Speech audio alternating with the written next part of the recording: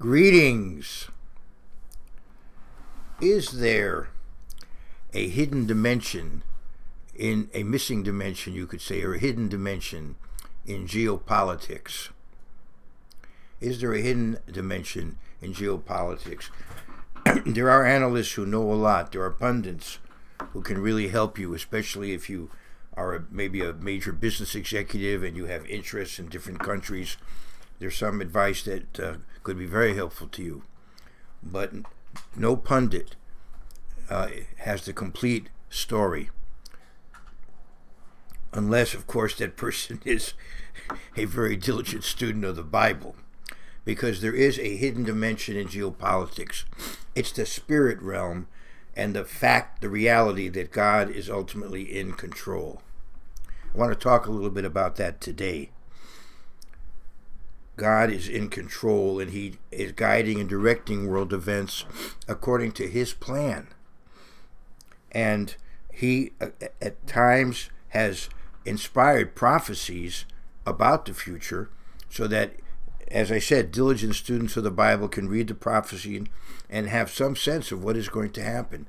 Now, yes, we have the overall idea, of course, but even there are certain specific details that we can understand as time goes on. For example, in the book of Revelation, we see what is written here, the revelation of Jesus Christ, which John gave him to show his servants things which must shortly take place. And he sent and signified it by his angel to his servant John. So, from the time of John on, things began to happen. And he wrote about them in advance.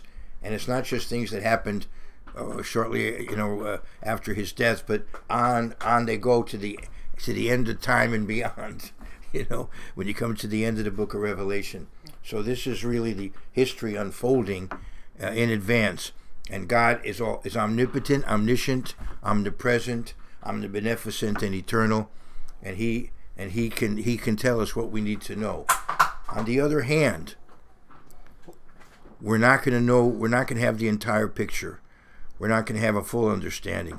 And that's where faith comes in. Faith is also needed. We don't fully understand God and His ways, obviously. As He says, my ways are not your ways, my thoughts are not your thoughts, He says in Isaiah. And in Deuteronomy 29 and verse 29,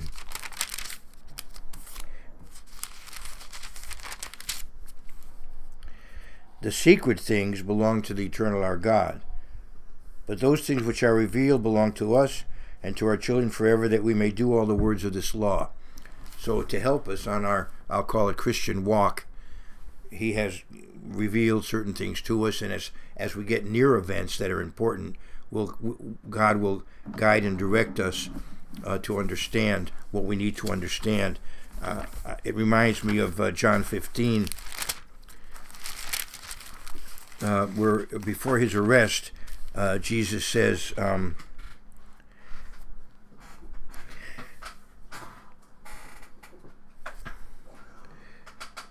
He says, "You are my friends." He says, let's go to verse 14. He says, "You are my friends if you do whatever I command you." Let's think about that one. Pardon me. Now let's go on further. "No longer do I call you servants, for a servant does not know what his master is doing, but I have called you friends, for all things that I heard from my Father I have made known to you." So, he wants us to know what is necessary, and as we get near events that are critically important for us to understand, He will open our minds to these events. In some cases, we will go through events, and then in retrospect, we'll say, wow, we should have seen how prophecy was being fulfilled. So it'll inspire us in a sense when we realize that really the answer was there. We just didn't recognize it. That's also part of what God does with us. But there are other things we need to know ahead of time, and so we can trust Him to guide and direct our thinking when that time, when the time comes, we need to understand certain prophecies. But we need to know that there's an overall direction that God does guide and direct world events. And he also prophesies ahead of time what is going to happen, and of course he can ensure that whatever he says is going to happen, in fact, does happen. And that is one unique characteristic of God, that he can tell the future and make sure it happens that way. He says in Isaiah 46:8, remember, verse 9, remember the former things of old, for I am God and there is no other. I am God and there is none like me. Well, in many ways there's none like God, but in one way he talks about here, excuse me, declaring the end from the beginning, and from ancient times things that are not yet done, saying, my counsel shall stand, and I will do all my pleasure. Now, over the years, God has directed human events in a certain way, and we see how the races of first of all, let's understand, there's one human race, but there are branches of humanity, and on the street, in English we use colloquial language. We talk about red, yellow, black, brown, and white people. It's kind of silly, but that's kind of how we speak on the street in English, talking about the general racial groups that we see in the world. And if you look at a map of the world, you see how the geography works out. The different racial groups had the opportunity to be in certain areas and to develop their characteristics. But also, there are various national groups, and national groups tend to have a culture over time.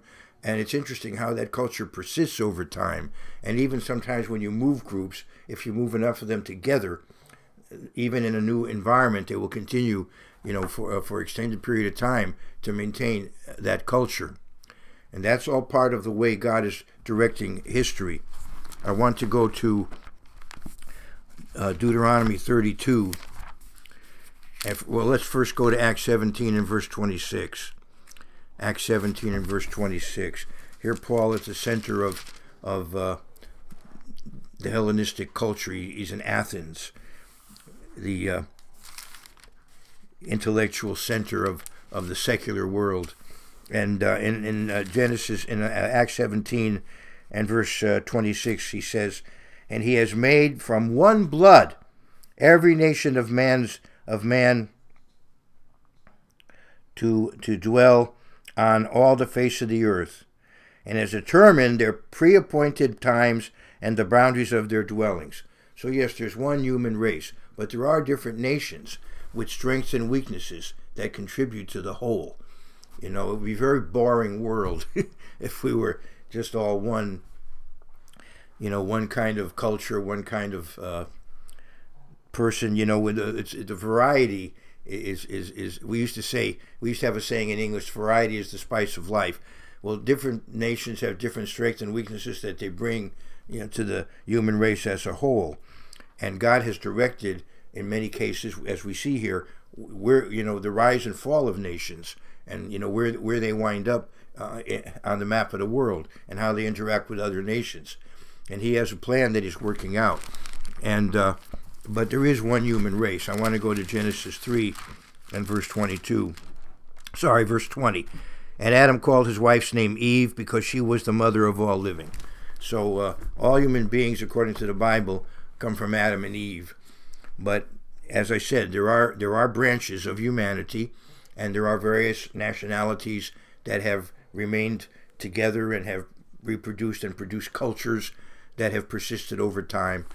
And one of the major factors in keeping the human race in different categories, not divided is the different languages. The language is critical to having interaction with other people, and it is a unifying force, but also a dividing force. Now, God knew that if everybody could understand everybody else, thousands of years ago, we would have advanced so rapidly, we would have self-destructed by now. That's our nature. Technology, unfortunately, has its benefits, of course, but also can be abused. And so it was God's purpose to divide human beings linguistically, to sort of slow down the self-destruct. Now, ultimately, he will intervene We're now coming to an age where we know so much that we're going to wind up really hurting ourselves until God intervenes to save us. I'm going to go to Matthew 24 and verse 22. And unless those days were shortened, no flesh would be saved alive. Well, it just says saved. I think saved alive is how some translate it. But anyway, and unless those days were shortened, no flesh would be saved. But for the elect's sake, those days will be shortened. But in Deuteronomy 32, we see that God did divide the nations. And one reason he did it is because he wanted to have a particular nation that would be his nation, that would be at the center of the earth. Mediterranean means the center of the earth. It's where Asia, Africa, and Europe come together. And at that very strategic point, he was going to build a nation, a theocracy, that was supposed to set an example. Of course, they blew it, but that was the intent. And they will ultimately succeed. He's going to see to it that there is going to be a converted nation of Israel that will be the beacon for other nations, the example. In the millennium, Jerusalem will be the capital of the world, and the law of God will go out from Jerusalem, and people will come to Jerusalem, and so on. But anyway, in Deuteronomy 32 and verse 7, Deuteronomy 32 and verse 7. Remember the days of old. Consider the years of many generations. Ask your father, and he will show you, your elders, and they will tell you. When the Most High divided their inheritance to the nations, when he separated the sons of Adam according to the number of the children of Israel. So he guided and directed human history because he had a plan, and the plan did involve the nation of Israel, and it still does, ultimately. The people of Israel. Obviously, we now have the spiritual Israel, the spiritual Jews. We have God's work being done through the Church of God. But as I said, ultimately, when Jesus Christ returns, nations will be converted, and Israel will be the first. I want us to note what it says here, because there's a deeper meaning here. Archaeology shows us that the human race had different languages pre-flood. The earth had different languages pre-flood. Now, there was a unique time in history after the flood when people had pretty much stayed together and when they could all understand one another. That was rather unique in human history. It didn't last all that long before God intervened when he saw what was going on. But notice what it says here. That it says that when he separated the sons of Adam, it doesn't say the sons of Noah. So God even separated the sons of Adam at some point in their history. I don't know when. But at some point in the history of Adam and even their descendants, people were given different languages. And as I said, archaeology demonstrates that. Then, of course, post-flood, we have, let's say, this flood of different languages. But there was a unique period in history when everybody could understand one another, and they lived in the area which we call ancient Sumer, the land of Shinar, the Mesopotamian area. They were all gathered there at one time. And that's a rather flat area, and they wanted to build a very high tower, and that would kind of be a central focus for them to keep them together. They didn't want to spread out, but God had other plans. I want to go to Genesis 11, and you all know about it, but just briefly a couple of points there. Now the whole earth, this is Genesis 11:1.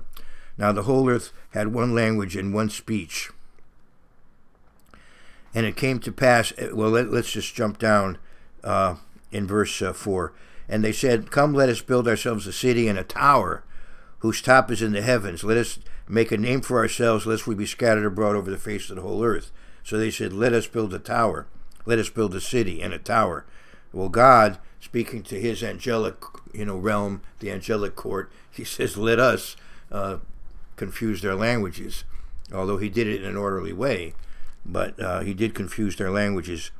In verse 6, and the Eternal said, indeed, the people are one, and they all have one language, and this is what they begin to do.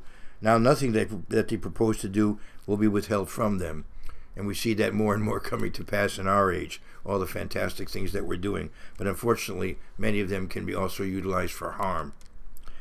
Come, let us go down, and there confuse their language, that they may not understand one another's speech.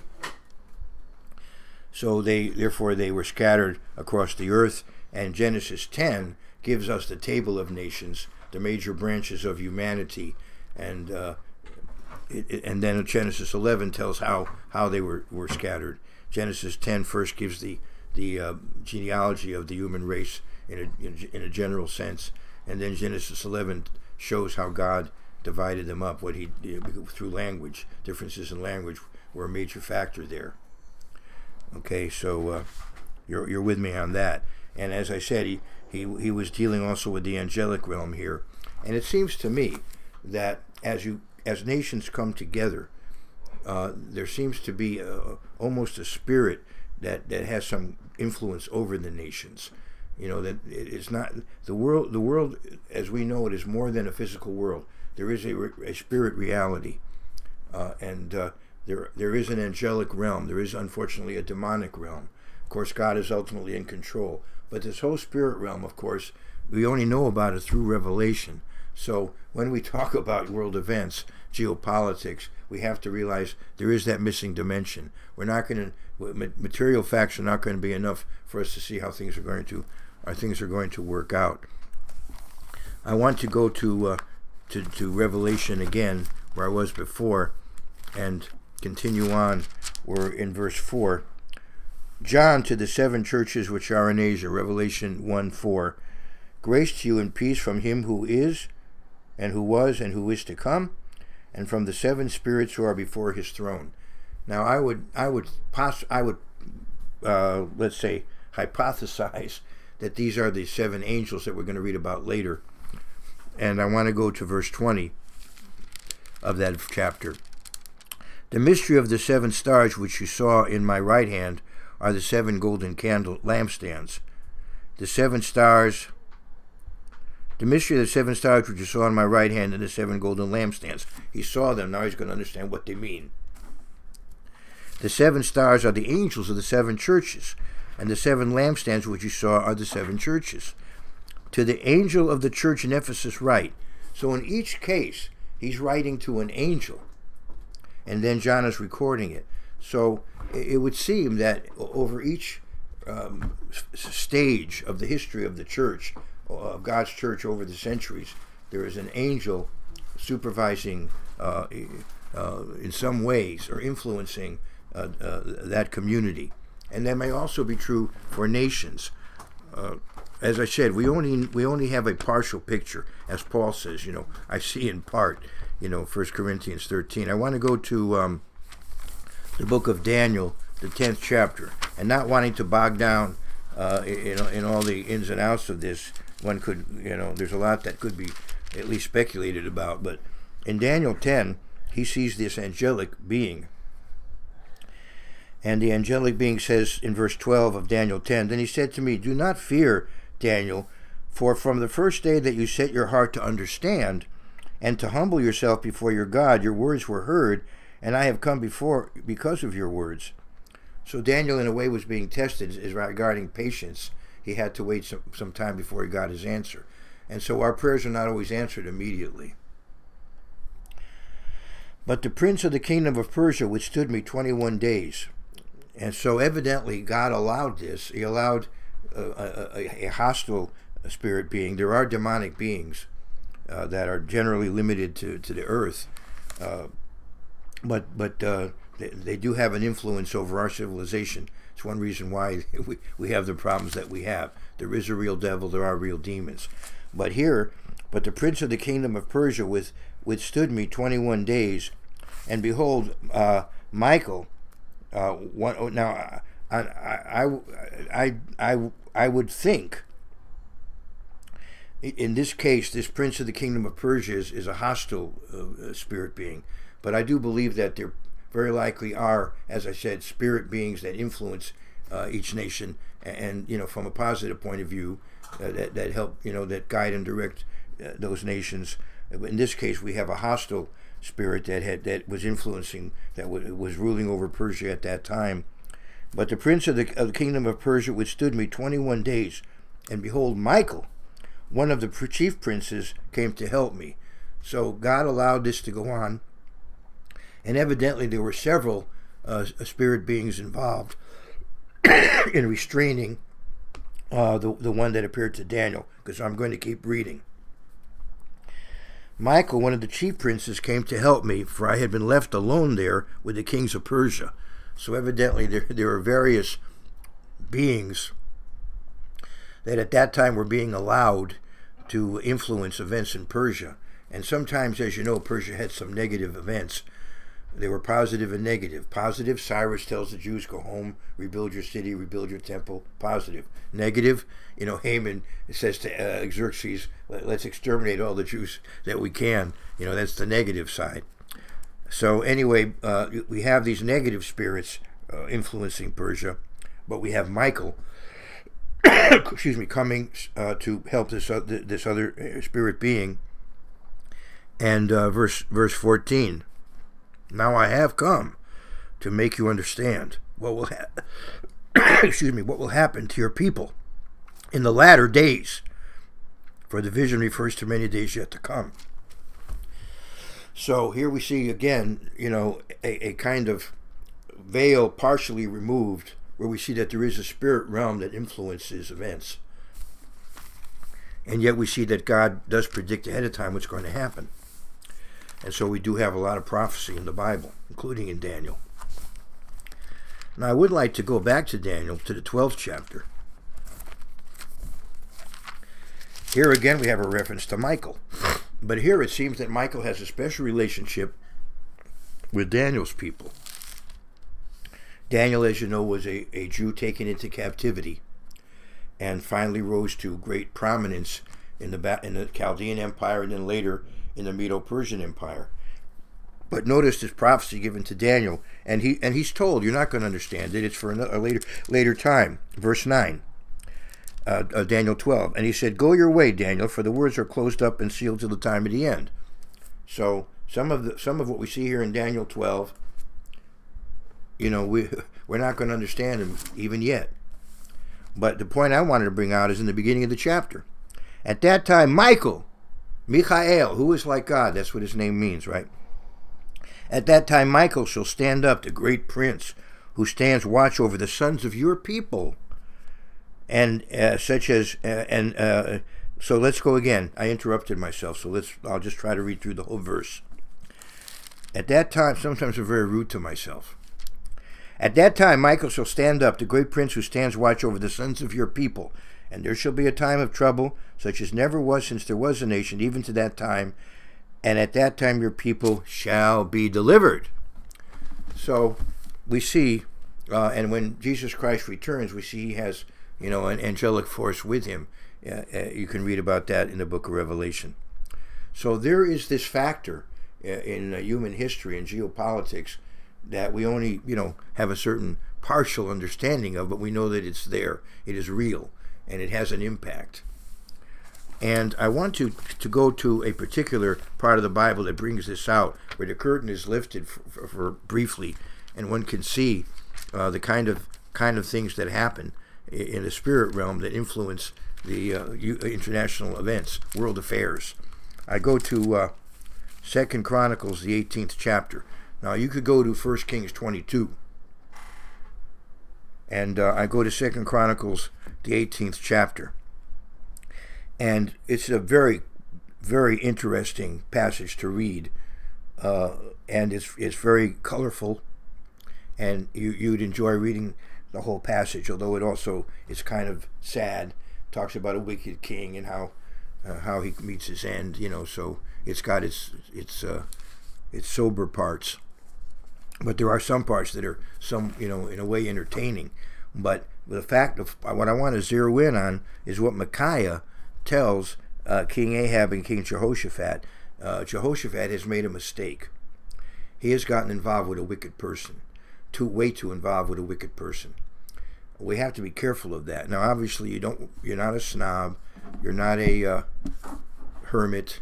You know, you deal with the world, and you deal with people. You have business transactions. You have coworkers. You have classmates, and on it goes. Relatives, but you want to be careful about getting into a close association where you have certain obligations involved when you know the person is really off track. An unethical person. You want to be careful and avoid that. Obviously, there are scriptures on that. And Jehoshaphat made a mistake getting too involved with Ahab. But anyway, Micaiah here tells him,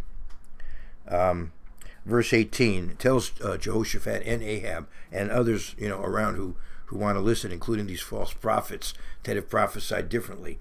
These false prophets have said, yeah, go ahead, go do it.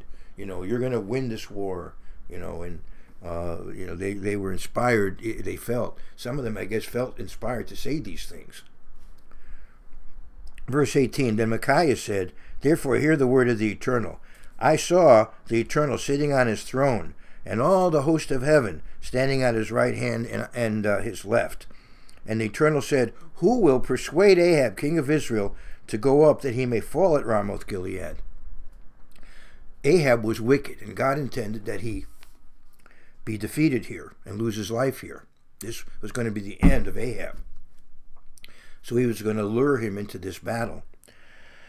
So one spoke in this manner, and another spoke in that manner. Then a spirit came forward and stood before the Eternal and said, I will persuade him. The Eternal said to him, in what way? Well, obviously God knows. This may be written here, perhaps for the angels who were around, that they would know what's going on, or just to get the spirit being to state what he was going to do, and also to reveal to us who are reading this. And so, if you look at Job, you find that there are times when Satan is permitted to come before God. And so there may be times when some of these demons that have followed Satan are permitted to come before God. And I would presume this was a demonic spirit, who is a lying spirit. And they're like wild beasts that have to be restrained. It says, resist the devil and he'll flee from you.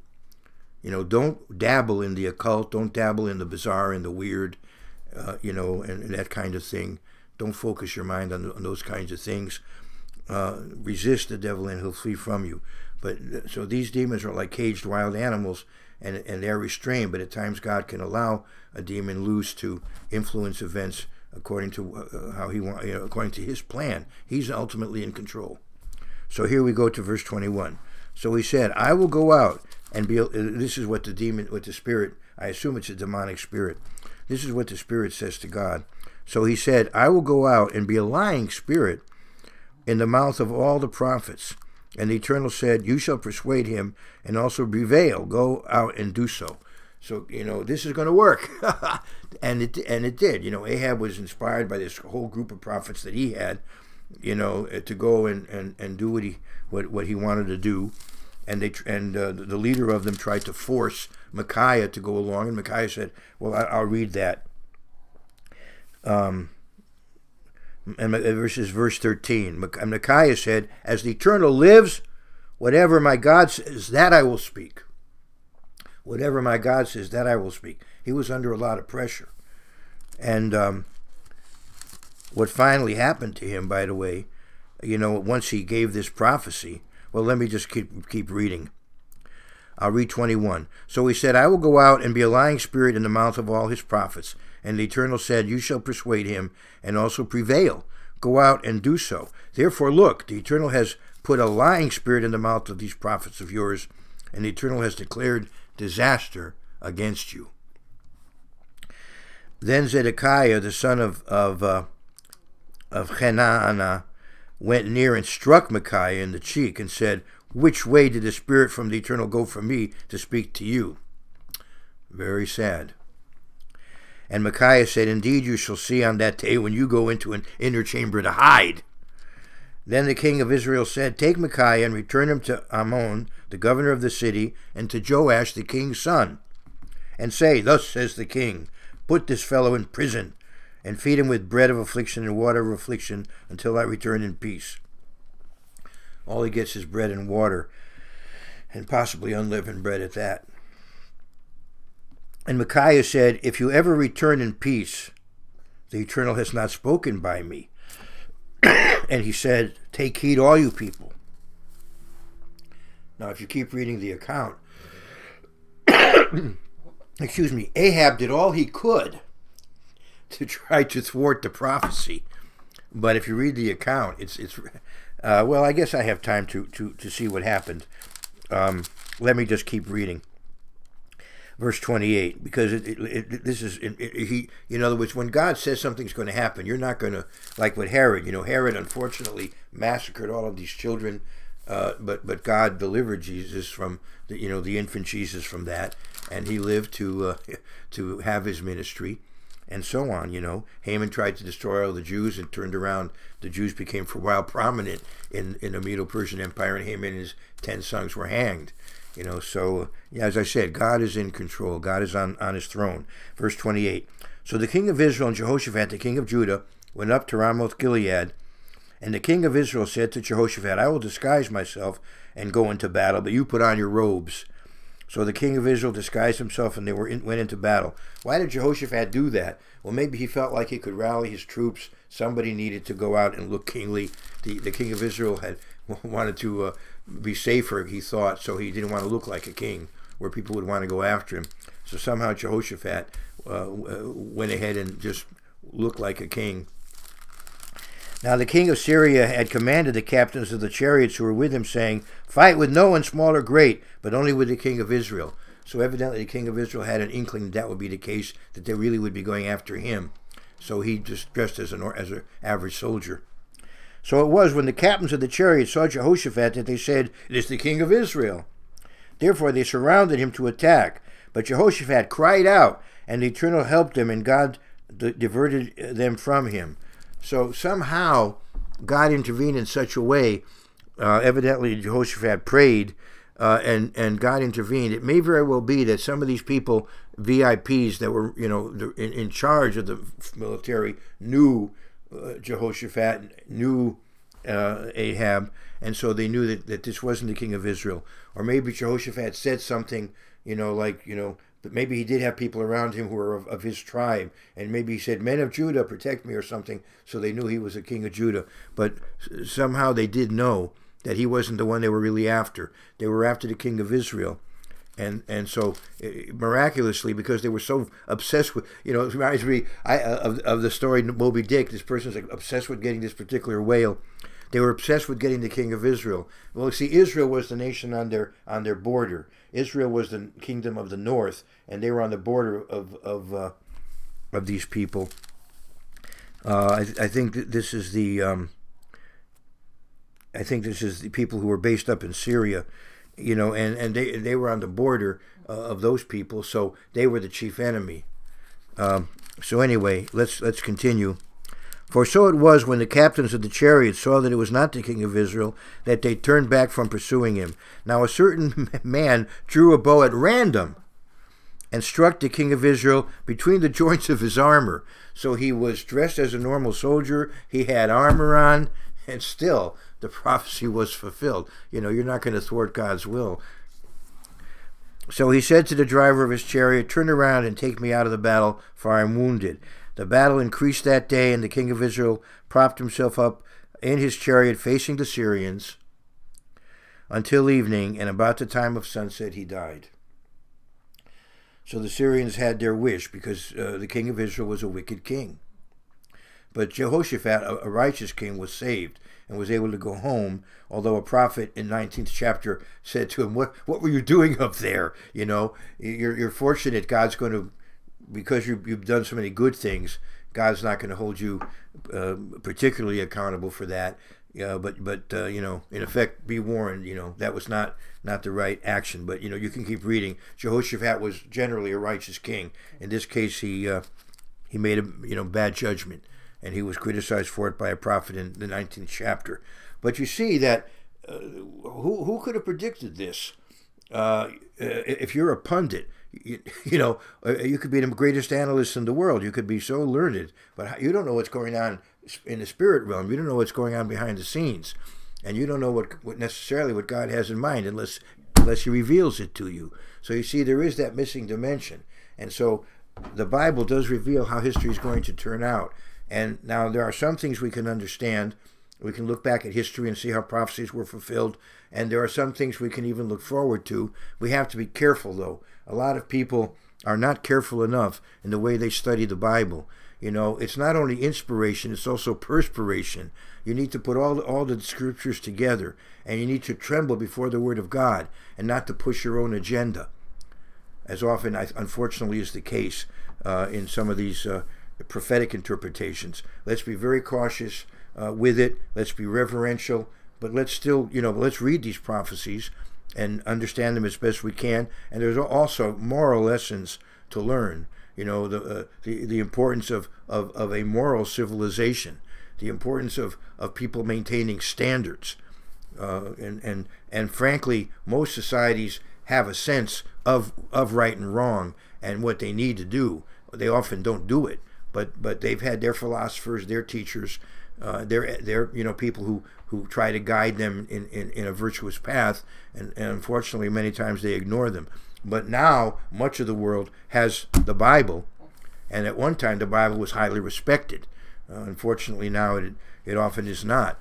But there has been a dramatic witness to the world from the Bible all these years, and so really many of our nations ought to know better than the way they're behaving in terms of the general population of those countries.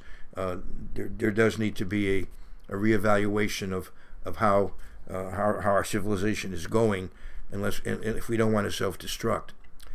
So the point I wanted to bring out today was a very fascinating aspect of biblical understanding, is that in the world of geopolitics and world affairs, as nations interact with other nations, history develops, nations rise and fall, and there are spirit influences at work that we don't always know about. And then ultimately, God is in control, and he is going to work it out so that his plan is going to succeed. And ultimately, then, we're going to come to the situation you can read about in Revelation in verse 15. Revelation in verse 15. Then the seventh angel sounded, and there were loud voices in heaven saying, "The kingdoms of this world have become the kingdoms of our Lord and of his Christ." Christos in Greek, or Mashiach, Messiah in Hebrew. Then the seventh angel sounded, and there were loud voices in heaven saying, "The kingdoms of this world have become the kingdoms of our Lord and of his Christ, and he shall reign forever and ever." So today I've covered to some degree the missing dimension in geopolitics. All the best to you and yours.